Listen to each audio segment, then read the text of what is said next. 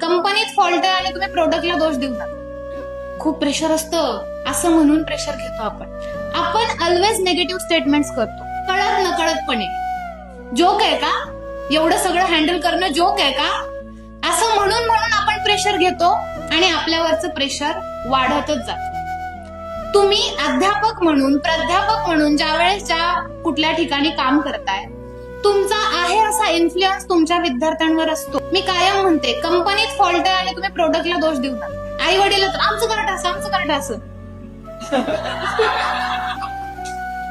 मग तुम्ही कसं काय म्हणू शकता माझा क्लास बावळट पोर आहेत.